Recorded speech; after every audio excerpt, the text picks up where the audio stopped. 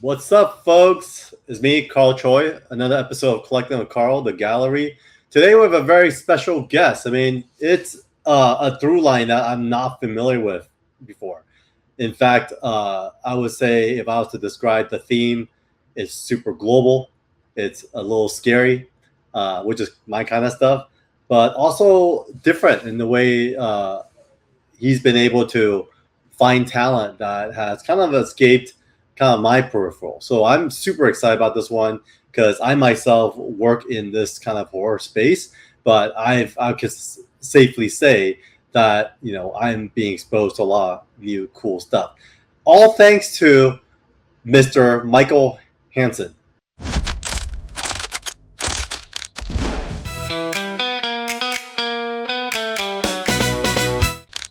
Yes, Michael Hansen, part two. So what's up, Chonko?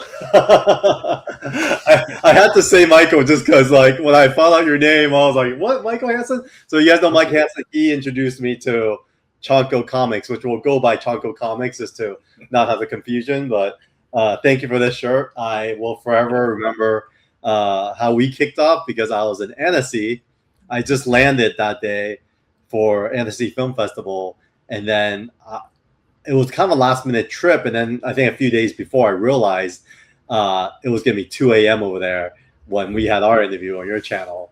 And right. So, yeah, I literally bought a camera and a light just to participate. So thanks for having me on that show. Yeah, and thanks for doing it. It was fun. Yeah, it was great. It was great getting to know you guys and just kind of kick it, man. So welcome. I mean, so many questions about your collection. But before that, why Chonko? I think it'd be cool for folks to just kind of get to know you a little bit as to why Chonko, and then we could dive into a few other thoughts I had. Well, it's my dog. I have an English bulldog. He's 2 years old. His name is Chonko. It comes from a meme.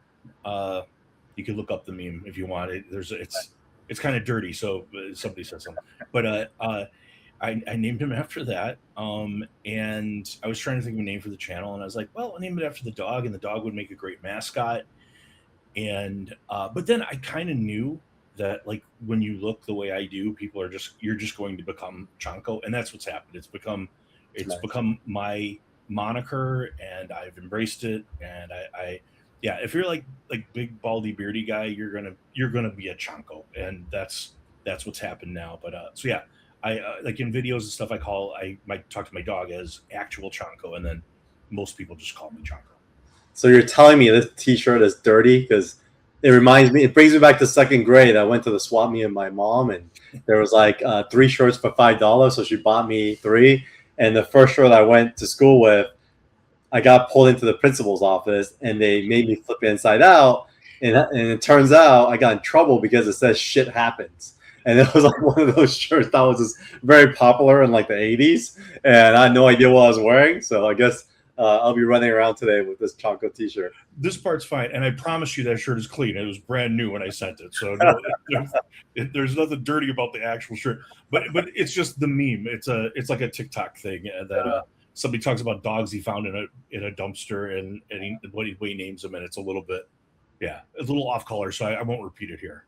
Nice. So Chonko Comics, people know you for Chonko Comics, but we start chopping it up about art. And so we're here about art. So one of the things that I want to just touch on is, man, you've got Brazilian comics, you got Spanish comics, got heavy metal. I mean, it's very international and global. So if there was one thing, one way to describe your gallery before we kind of dive into the specific pieces, how would you explain to them? Well, I really collect what I like. It's I don't know that I'm really someone who's speculating or anything like that. What I buy is either stuff from my friends. We do an interview show which you run on Big Nasty Comics channel called the Live Show, and I've met a lot of people doing that, and I'll buy their art because I like them, and I always thought they were talented. So people like Ryan G. Brown and Susperia that are good friends of mine, and I like to collect their stuff. Okay. And then I also like to collect some stuff that's a little more obscure. I like to collect like horror related kind of stuff, and specifically, as you said, some international, specifically Brazilian horror is kind of like that's my current obsession is Brazilian horror comics, and I've bled over into the art when I can get it. It's just so hard. It's hard to get the comics. So, I mean, we'll do that. I mean, why don't we dive right into the Brazilian horror? Because I've been wanting to learn more about it. Is it Jamie Cortez is the man that you've been really after? So tell us about it. Pull up some art. I think you have something on standby. So we'd love for you to show the audience. And then let's talk about it. Jamie Cortez is an artist who was in Portugal. He's Portuguese by birth and moved to Brazil. And he was a cartoonist while he was in Portugal, and started working for a company called La Selva. La Selva is at the time was like a magazine company, cartoon kind of comics, but a painter and a cartoonist. And he started to gain some notoriety there. And a lot of people will call him like the L.B. Cole or the Schomburg of Brazil. But I have a couple of originals. Now, when I talk about the comics, like the comics that I'll show in a minute, it's one of one, like one existing copy, or like I have one where there's like 4 existing copies.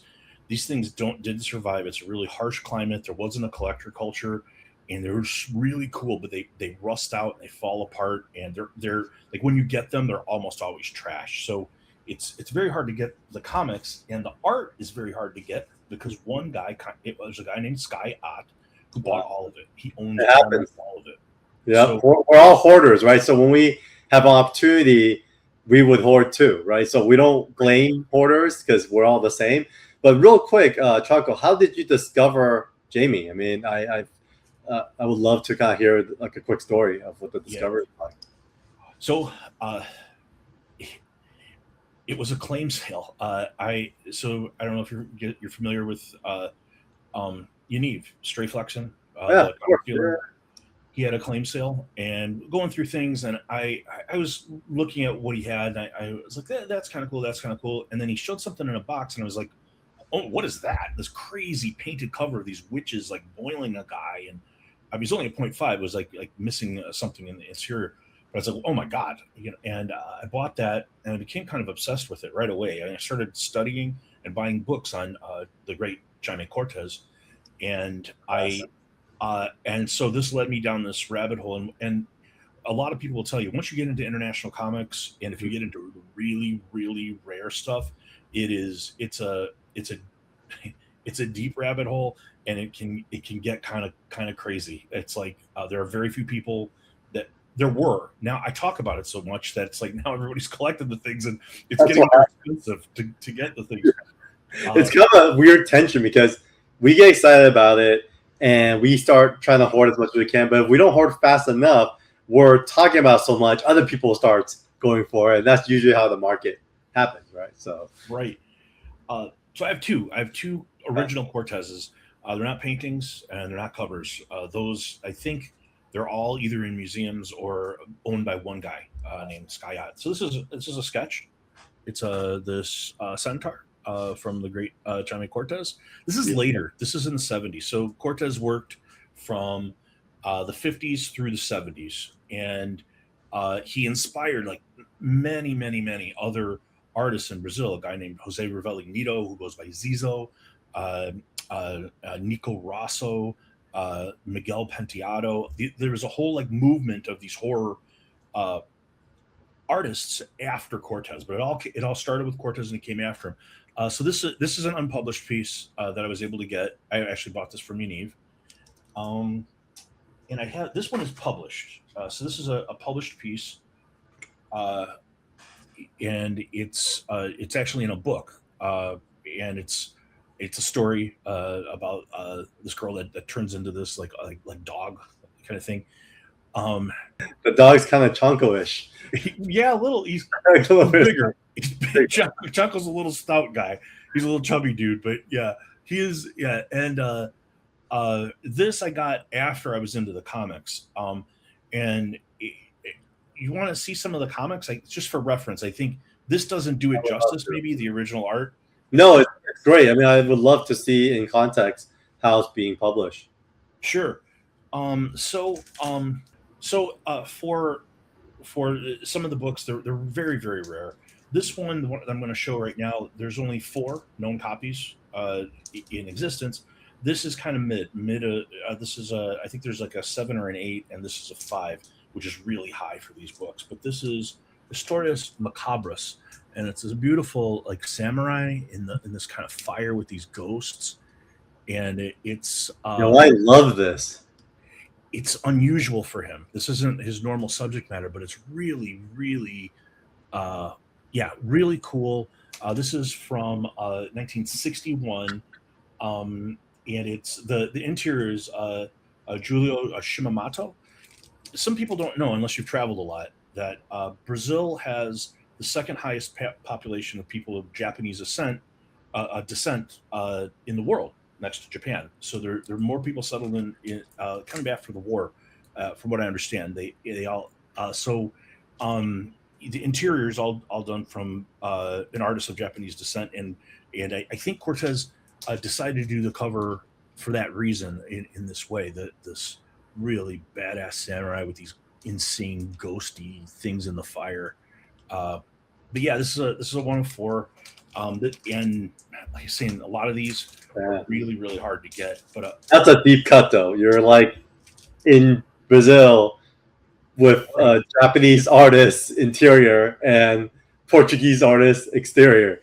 Right, and it's the stuff when you start to, again, when you go down the rabbit hole, the stuff you learn, and then the stuff you see, it just gets so wild. But that's like not even the rarest. I've got, I don't know, a handful. I probably own like maybe 60, 70 Brazilian horror comics now.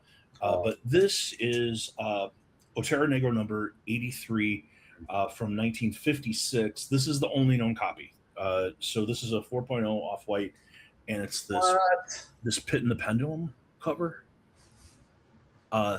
So it's possible that there are raw copies out there, but usually when you find them, they're just so battered and beat up that, like, this one has a bit of a spine roll to it and stuff. But yeah, you can see like even the detail in the face. This is all painting, and the rat, and Cortez.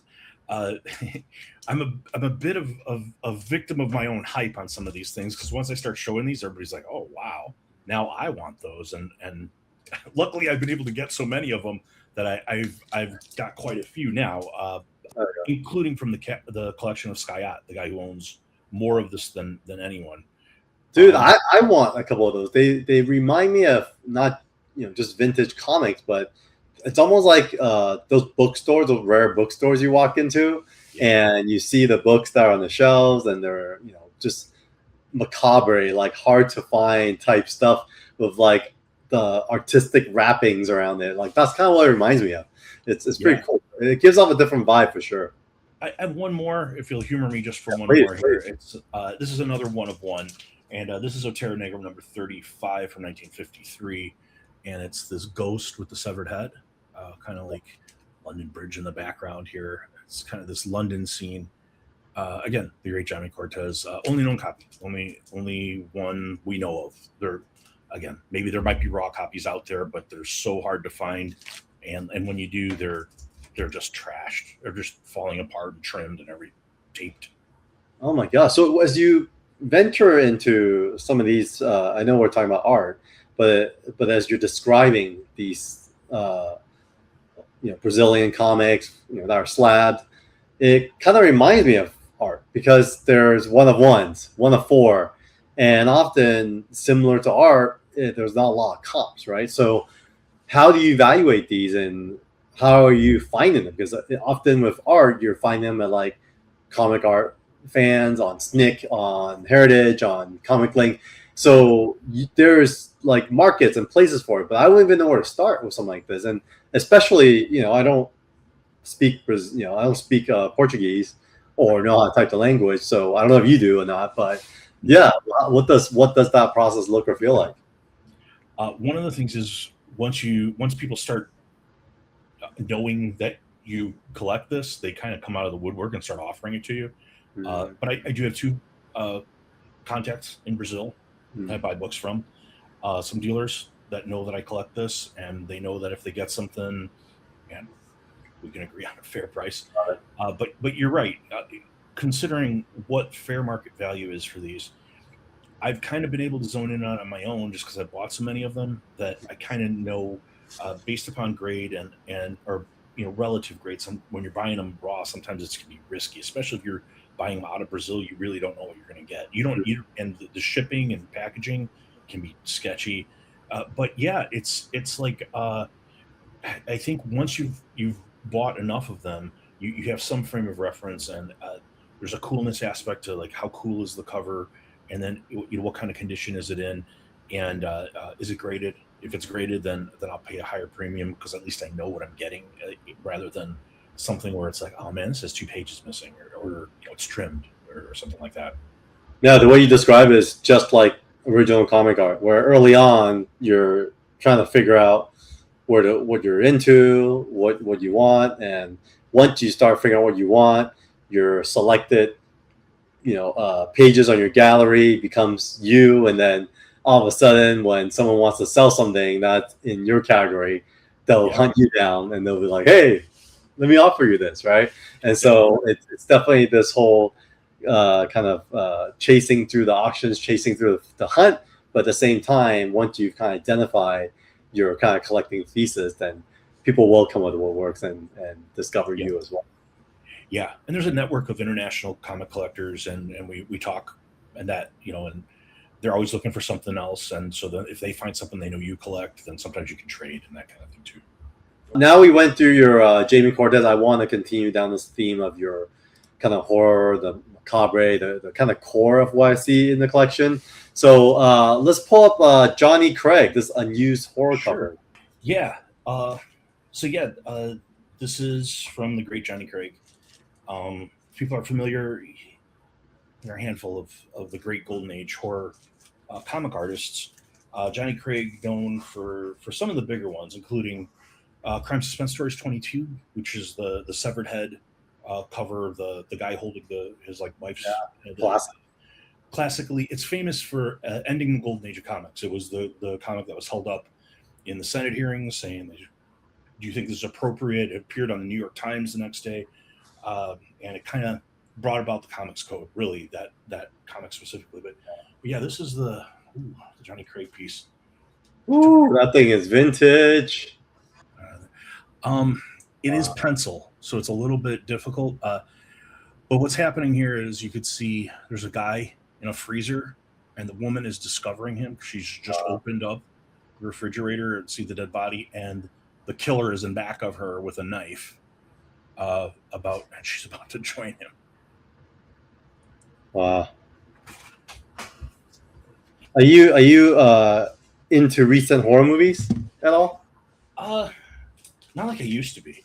Okay, so there's a movie called Hokum, Hokkkum, and there's literally like a scene similar to that art where, really, except a refrigerator or a freezer, this guy is looking for this body, and he finds one of those like low elevators they used back in the day to serve food, like from a kitchen down to somewhere.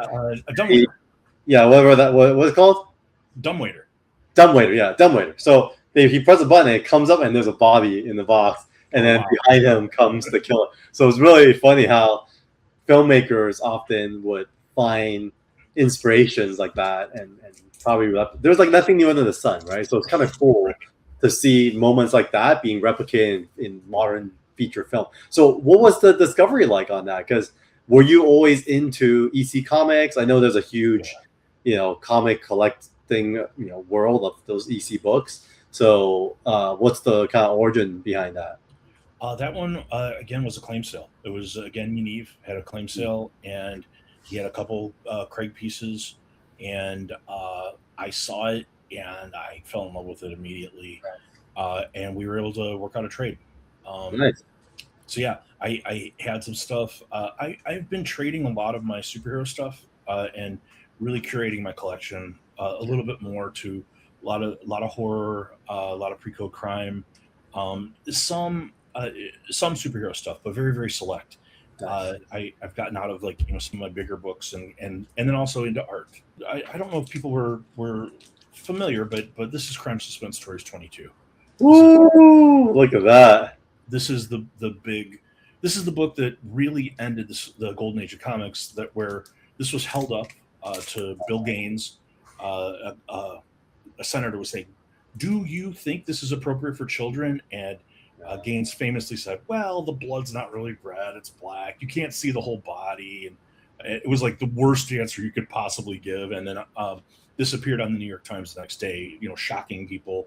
And then they shortly thereafter they adopted the Comics Code, and this stuff kind of went away. But one more kind of famous Johnny Craig, but the Christmas one. This is another Johnny Craig where the wife has got a casket and it says, "Merry Christmas to my wife," and he's behind her with an axe. It's crazy. So yeah, I just figured I'd show those. Great covers. Those are great covers, and I recognize them, and I know that they're part of history. But holding them in hand must feel so good, just because these are moments in history. That makes sense. So you see yourself now going deeper into the horror space. Now, was it always a part of your collection, or was it more so a newer discovery in recent days? I grew up a superhero collector. I mean, I grew up, in the 70s, I was an X-Men guy, and X-Men, anti-heroes like Punisher and Ghost Rider. A lot of Marvel, some Batman, especially later on when Batman got kind of like more of a darker kind of a tone. And I got back into collecting comics a little under 3 years ago, and I went for that stuff.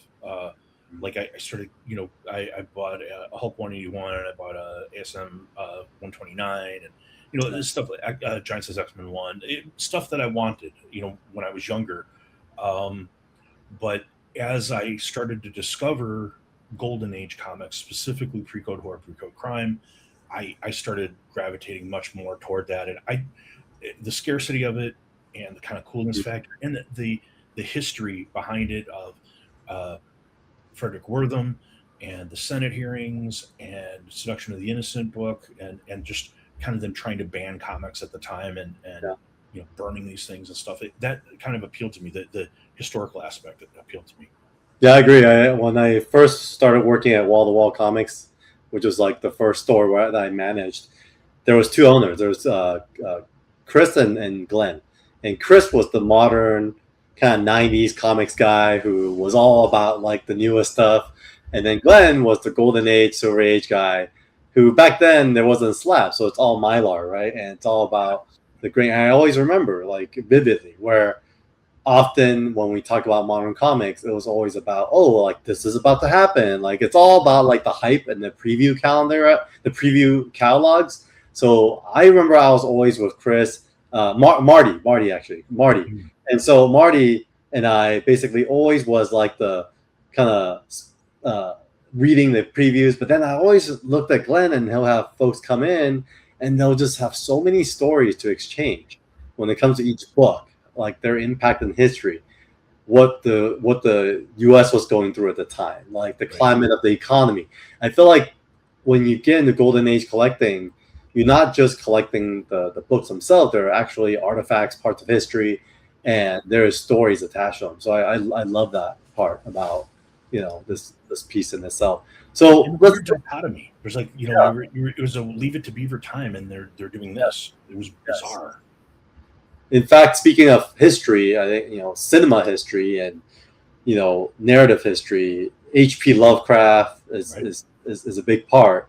And one of the pieces is the Susperia Vilches covers that Susperia Vilches. Susperia Vilches covers.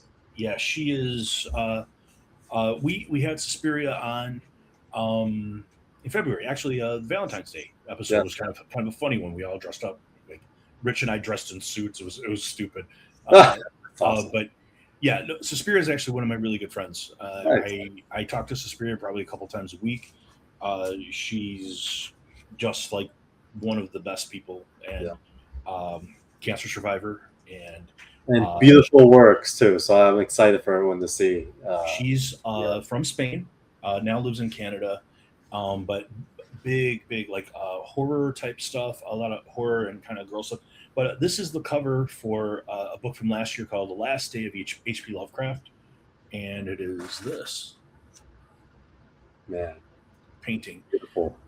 Suspiria only does painted covers, so she's like all of her stuff, but you can see how like cool the kind of weirdo kind of like zombie guts things coming up, and H.P. Lovecraft sitting on his psychiatric hospital bed, and the cool stuff in the clouds.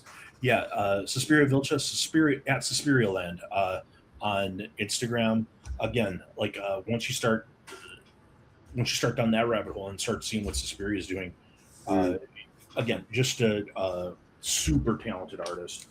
Maybe one of the more in-demand painted cover artists in the world right now. Like people are really seeking her out. She's doing a lot of really cool stuff, and again, one of the genuinely nicest people you could ever meet. You'll cheer for her right away. Nice. So The Last Day of H.P. Lovecraft, was that a book in homage to H.P. Lovecraft, or a kind of spin-off story about the character himself, or was it more so like a tell me more about that book? It's a comic, and it's literally kind of like dealing with the psychosis of H.P. Lovecraft and kind of like getting into his head. It's very weird. It's a weird book. It's a bit of an adventure. I think it's going to be one of those books that some people either really enjoy or they really don't. But the artwork is amazing. The artwork is amazing. And the other cover you have, which is super cool too, is The Hunt for the Skinwalker. All right. Yeah, Hunt for Skinwalker. This is a little different because this is a pen and ink. She does almost all, like I said before, painted covers. So this one was done pen and ink, and it was digitally colored later. Someone digitally colored it, but yeah, this is Hunt for the Skinwalker. Nice. Number one. I think it's the only issue in the series. But yeah, kind of like the aliens and the eyeballs and this wild kind of thing. That it's just crazy. Again, everything Suspiria does is just wild, and it's always like Rich and I, when we do the show again, live show on Saturdays. Yeah. We had our first guest we ever had on was Kendrick Lim Kunka, and our first big creator.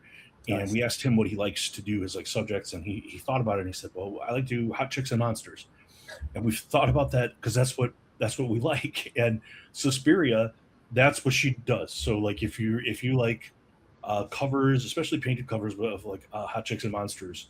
In fact, when we told her that, she laughed. she was like, "That's exactly what I do." So yeah, she's great. I also love her inks. I mean, that composition of the hand holding this waterfall of skulls coming from the house or going up to the house. I don't know. There's just something really creepy about it, and it definitely moves me. Now, there's one artist in your gallery that I am a huge fan of, and that is none other than Mr. Jonathan Wayshack. Yeah, I bought this from Wayshack personally. I mean, in fact, I have to say I'm a little bit jealous because I hit him up about his Violator pages before they came out, and he says, "Yeah, I don't know if I'm gonna be selling them," and then so I just never asked again, and then I see this in your gallery. So yeah, I ran into Wayshack at the at C2E2 this year, and he had some stuff up for sale, and was talking to him about what he had, and he had a couple Violator pages up, and I wound up buying this one. So this is so awesome. I love Wayshack, the man. This original Violator page from the Spawn universe. And yeah, I love Wayshack. I have asked him to come on our show for an interview. He says just run everything through Sienna Fallon, who's one of the higher ups at Bad Idea, but just haven't been able to put it together yet. But super nice guy. I was asking him about Cul-de-sac. That's kind of his passion project. If he had any of that for sale, and he said he's not selling any of that. He said he sold a couple of pieces and he wished he hadn't.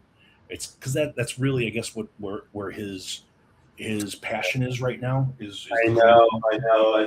I did get one piece, Oh, did you? Yeah.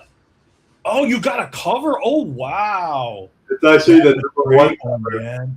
Yeah, so Did you buy that from him? yeah, I got from him. I mean, I always chase him for stuff. And Wow. what's funny was it was a very similar situation. I asked him, I was chasing him for that cover, and then I went to Heroes Con. I think I landed on a Friday, and I was like, "Yo, man, like, you gonna sell it?" Because I messaged him before we went out. Friday, I show up. Hey, man, you gonna sell it? He's like, "Oh, dude, I sold it already." Oh, What? Like, I thought you weren't. It wasn't for sale. I was like, yeah, but the guy like offered me some money, so I just let it go.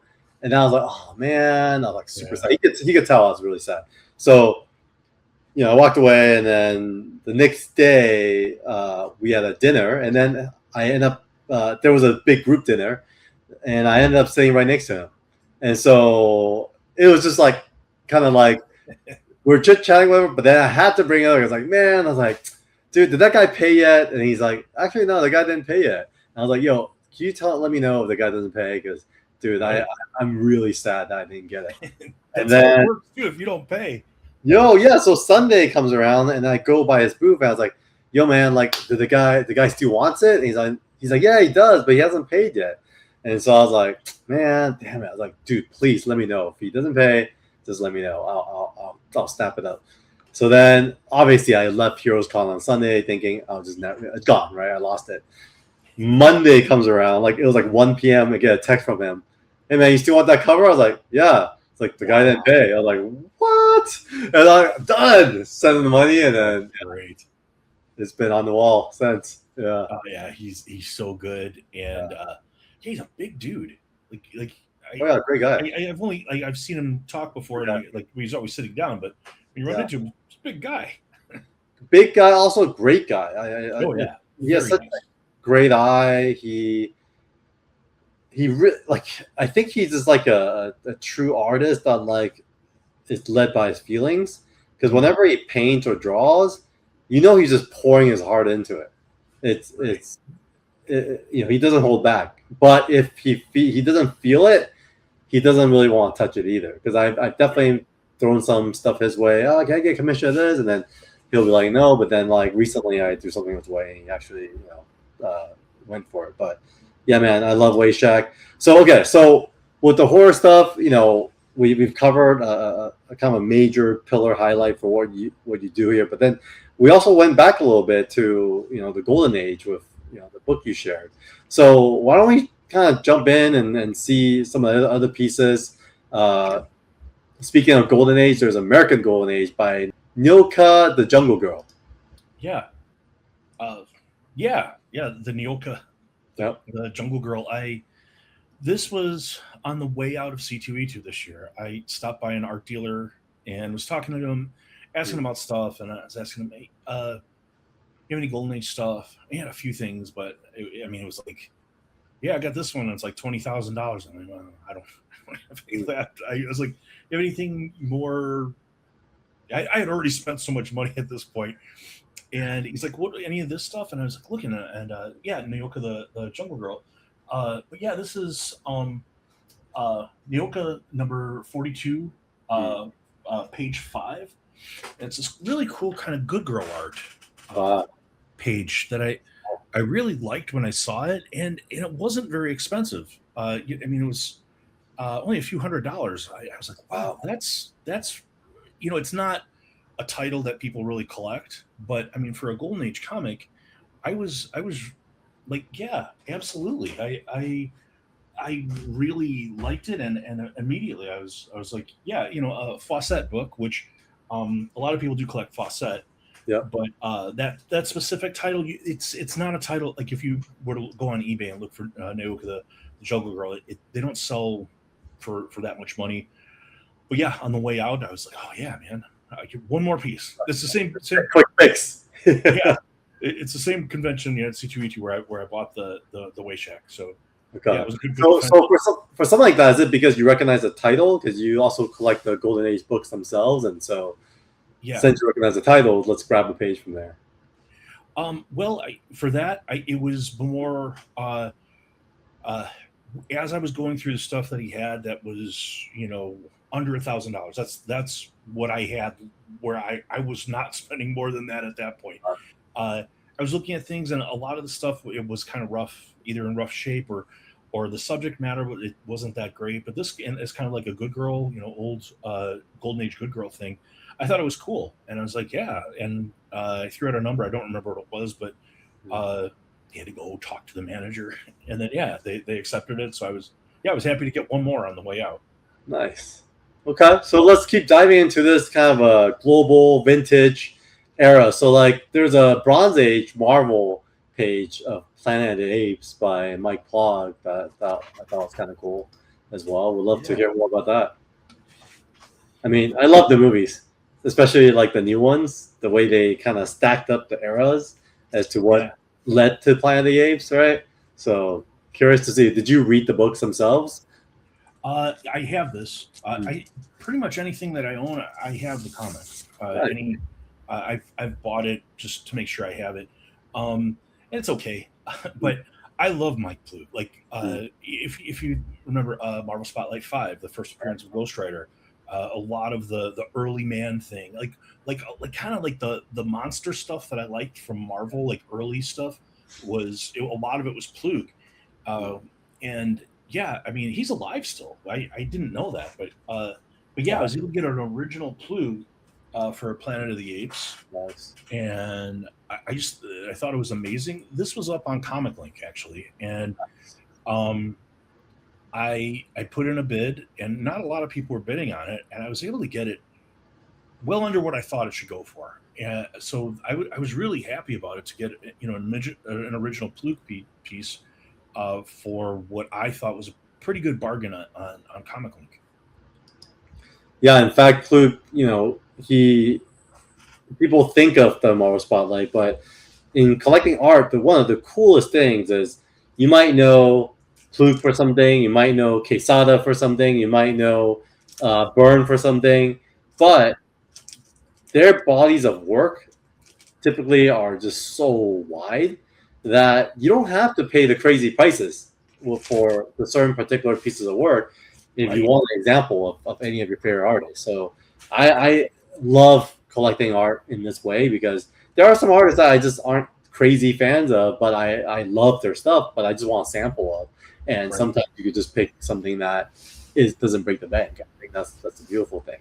Now, another piece that I noticed was, I haven't seen much on the market, but Heavy Metal. I mean, that magazine we all know, and you have a page coming out, number 2, or number 3, was it? Yeah, it's volume 2, number 3. It's still from the 1970s run. Yeah, another Comic Link deal. These pages don't go for a lot, which surprises me. Gray Morrow, another kind of classic artist, a lot of 70s stuff. I believe he did some Man-Thing too, and he's also one of the guys from the original run of Heavy Metal. But yeah, this is really cool. This is Heavy Metal number 3, page 31, and it's color. It's like this pastel one. I thought it was beautiful and super cool. Do you know what medium it is?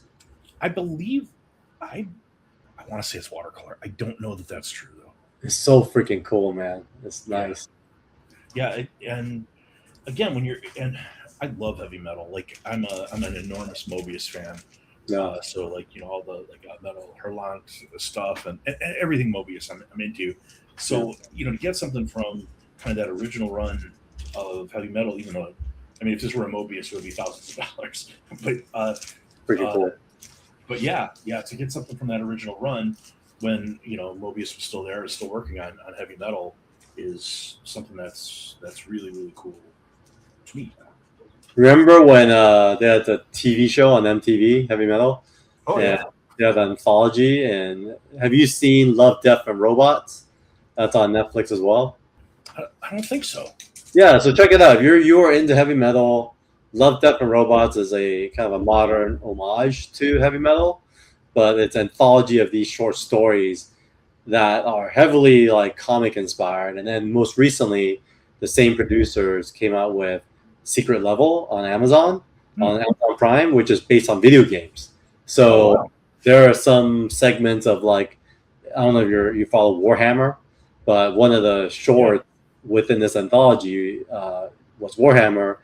It was so freaking good. It was so good. So I'll have to check that yeah, out. it That makes me sounds think good. about that. Yeah. So okay, let's. I only watch YouTube. That's all I ever watch anymore. Yeah, no, me too. I spent way too much time on YouTube. So okay, we're gonna do one more, and then we're gonna dive into some maybe more familiar territory for some of the folks who are in the superhero world and whatnot. Sure. Oh, there's SOS number 56 by Jose. I mean, so he's a Spanish artist, Jose Sanchez Grawl. Yeah. Yeah, this is a strange one. These covers are beautiful. It's a comic magazine out of Spain. I think a lot of it was more cartoony when it started, and then it kind of started to go drift into more like horror kind of stuff. But yeah, it's this. It's a cover. It's this So good. amazing mummy cover, and yeah, I did end up buying the magazine for this as well. Nice. Really was just strange. No, I know very little about the artist. I know very little about the magazine. There's not a lot of information. Basically, what was happening was this publisher at this time, they were just grasping at straws trying to survive, and they were kind of almost ready to go out of business. And they started doing stuff like this. So yeah, 70s, and I was able to get this, and I was thrilled to get it. And yeah, it's just so beautiful. It's great. What a great cover. Have you bought the book as well for this? Yeah, I own a copy of the magazine for that. Yeah. And then when you get the book, do you actually dive into it and start reading and trying to figure out what that cover, like how that cover was inspired by the book itself? I speak and read a little Spanish, but not all that well. A lot of times, I have to admit, with some of the foreign books, like the Brazilian books, some of the Brazilian books, it's just a reprint of American horror comics. Like it's more of an anthology. They'll reprint some American horror, and then they'll have some original. But a lot of times the interior art isn't as good. It's not. It's not like Cortez is doing the interiors most of the time. It seems it's real cartoony and rudimentary, and there's not a lot to it. But that's how it was with Golden Age horror too. A lot of times the stories are disappointing, and it's the artwork that's so over the top and amazing. Yeah. So I mean, with that said, we've kind of touched on the horror pillar. We've visited some of your global vintage side of things, and now I want to kind of reach into the corners of some of the modern takes of artists that you support. And these may be friends, these may be just books that you're into in modern days. But let's talk about Ito, man. He has this watercolor. It's a Thor that's in your collection, and everyone knows Ito is a pretty hot artist. Especially you got some absolute Batman covers coming up, I heard. And so yeah, we'd love to have you talk about it. Maybe how you met Ito, how did you discover him, and then how you got your hands on this cover. Well, when I first saw what Ito was doing, I was a fan immediately. I like it just blew me away. I love painted covers. That's one of the things. I still like digital and stuff too, but I love painted covers. And his painted covers it's so wild and it's so different from anybody in comics. And I reached out to him on Instagram because I wanted to interview him for the show. Very nice, and he was like, "Hey, I'm really busy." He's like, maybe at some point, but right now I just can't. But I started looking at what he had up for sale. There were a couple, and I missed out on one, like a real cool Punisher piece and a really cool Ordained piece that I thought was amazing. But he had this Thor up on his site, and I loved it. It's a different take of Thor, really. And it's this almost like angelic version of Thor. Like he's got these kind of like these angel wings, but look at his face and stuff. He's like so like stoic, and the glowing Mjolnir, and I thought it was absolutely stunning, and I thought it was different than what Ito normally does. He normally works in so many like reds and blacks a lot. That seems to be thematic for him. So this was very different to me, and I thought it was absolutely beautiful. So so yeah, I bought it. Um, and then I let him know, hey man, I love this. I just bought this. And he was, yeah, thanks so much. And in if you go, it's a uh, I think it's Kirby's art. I, I don't remember the full name, but Ito's partner is Annabelle Kirby, and when you buy it, it goes through her, and she contacted me, and anytime you buy something, normally Annabelle will reach out and say, hey, we have some other stuff and a few things that just dropped, so if you want to look at these. And one of the things that he had up was an Absolute Batman for an upcoming cover, and this is a few months ago. I love that, and I ended up buying that as well. I can't show that. I talked to Ito yesterday, and he said, please don't. He doesn't want to obviously have an early release review of a reveal of the cover, and then it ruins it for him. So I told him absolutely I won't show it yet, but it's beautiful, and it's one of my favorite things I have in my collection now. That's great. We'll scan it back to your gallery when it comes for the video, so we could reference it. So folks, look below in the comments if you're watching this a little later. We'll definitely have it up on Chonko's gallery. Yeah, I do think we're having Ito on. I talked to him again. We're just trying to work out a date. He's, of course, he's like one of the most in-demand guys in the world right now. He's doing so many good things and getting bigger and bigger and bigger. And but I believe, fingers crossed, I think end of August we're going to have Ito on. Nice. Fingers crossed. All right, let's talk about J.K. Woodward. I mean, you have a couple. I think you have a Star Trek and let's talk about this one. Yeah, J.K. Woodward, he's modern artist. He was doing a lot of like Star Trek, and this is from a book. It's like a collection of his art, and it's the Star Trek Next Generation, Doctor Who, Assimilation, and it's this. This really cool kind of like. It's like one of the crew has been turned into a Borg. I really like it. It actually stood out when I saw it, so I was curious about the story behind it. Yeah. Are you a Trekkie yourself?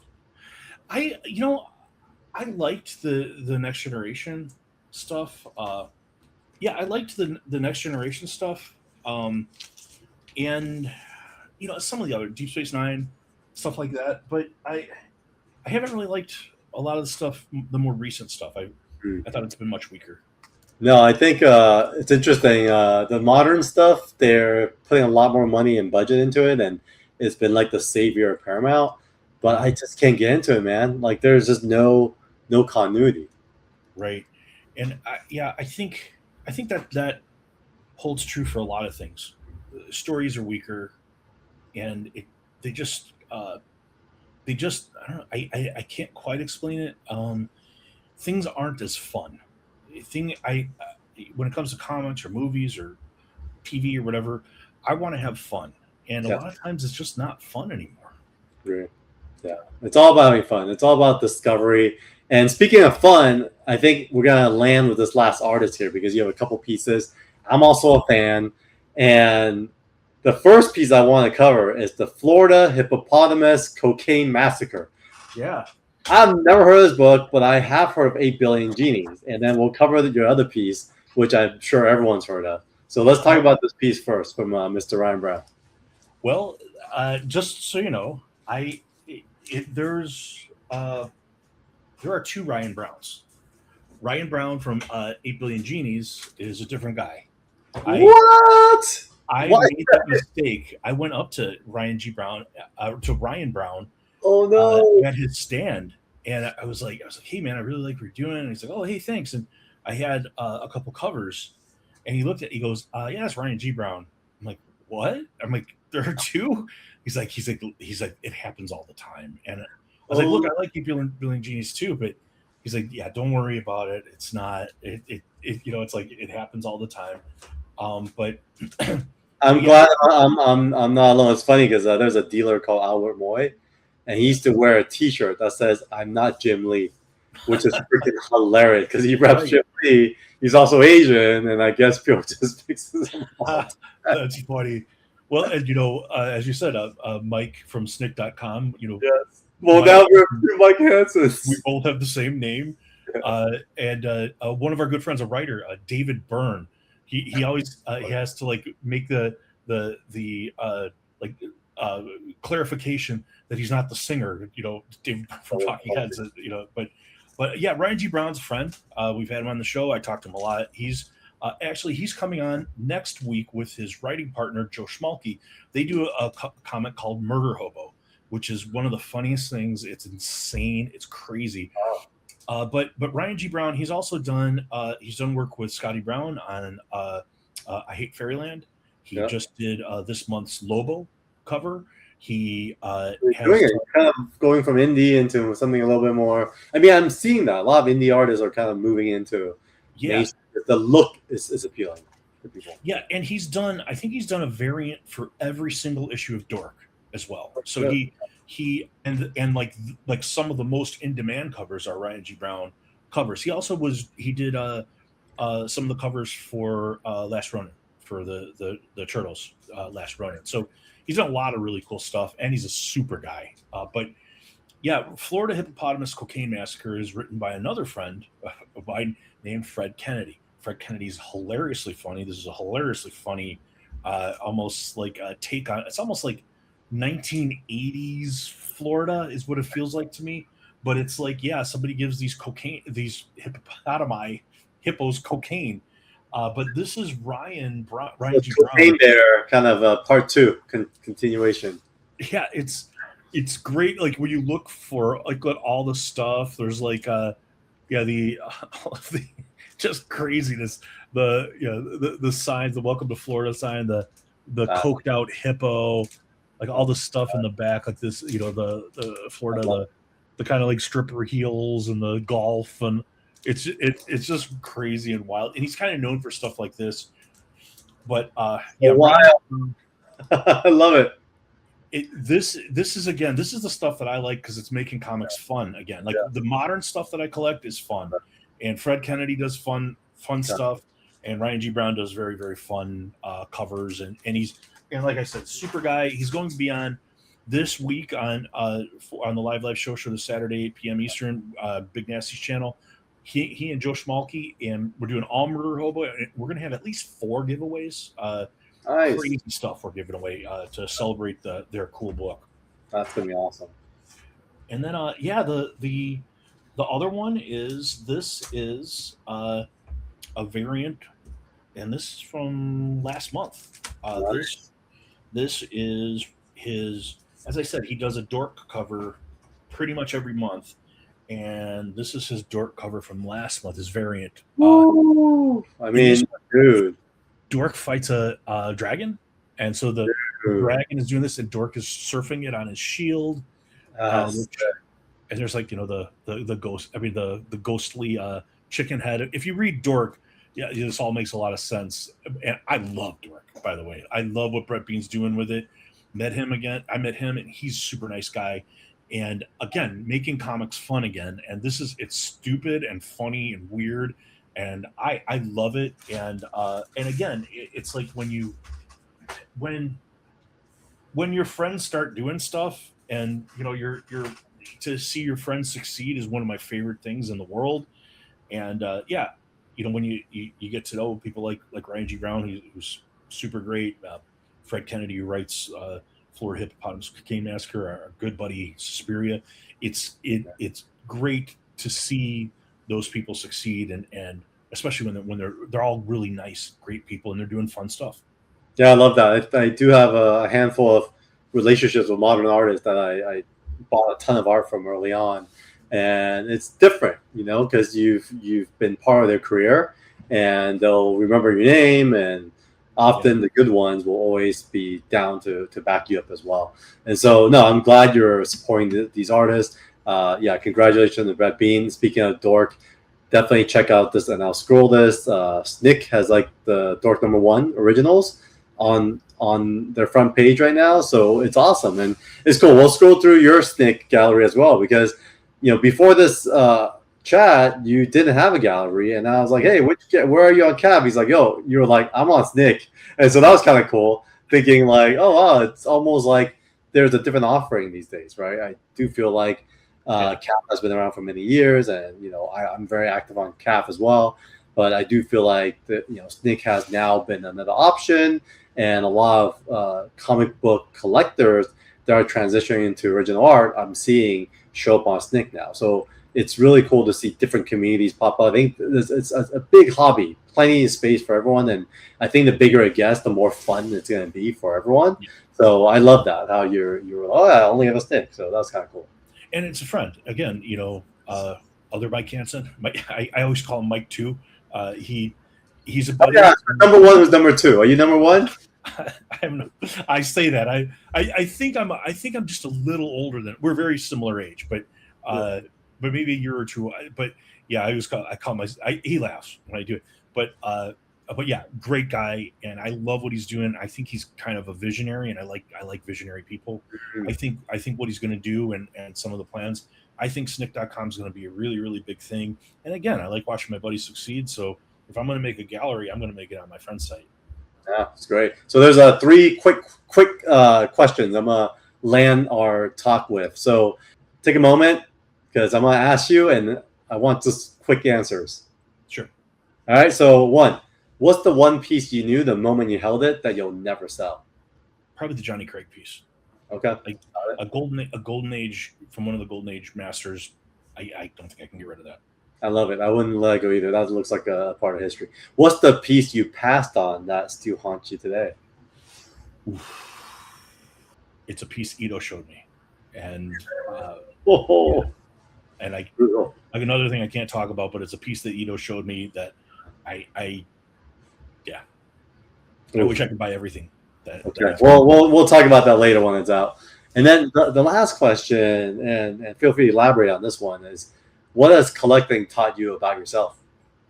I would say first is collecting and being on YouTube is I have a YouTube channel, Chonko Comics, or Chonko Comics and Nerd Culture, and I do a couple videos a week, and then the live stream with Rich on Big Nasty Comics channel. But I like how many friends I've been able to make that doing this and doing it in this way, in a real public way, and in a collaborative way, and a communicative way. Like I've for a long time, I think a lot of people, if you're just kind of isolated and you're doing it by yourself, you don't know how many people there are that are really similar to you, and they like a lot of the same things. They like to talk and geek out about these this nerdy hobby that we all have, and if you talk to just like you're like normal people in your life, they don't know. They're like it's an alien world to them.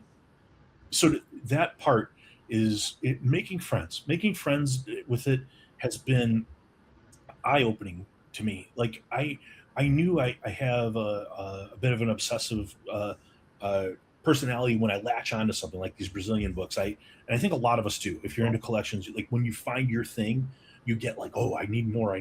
That happens. But to know there are other people out there that are just like you, and they have their thing, and their thing's cool. It might not be your thing, but you understand it because you have your thing, and it's similar, and you're happy for them. Oh, they got something they really love, and you can connect in that way. So I think, yeah, that part of making friendships with other people of similar mindset has been something that was a bit eye-opening that I didn't really know about when I got back into it and started again. Yeah, no, it's great. That I think that sums up very well. So Chonko, thank you for coming on, and this gallery chat has been super educational for me, and I love just the way you collect. And I think the lessons here too is, obviously there are comics as well as art that you spent good money on, but then you also walked off C2E2 with a couple $100 golden age page, right, by an artist that you love. And so I think there is something for everyone, and yeah, it comes down to getting what you love. So definitely check out Chonko's channel, and then check out their live show on Saturdays, which I was on a few weeks back. And then subscribe below and comment. Let me know who else you guys want to talk to. And Chonko, we'll see you soon. Thanks everyone. Man.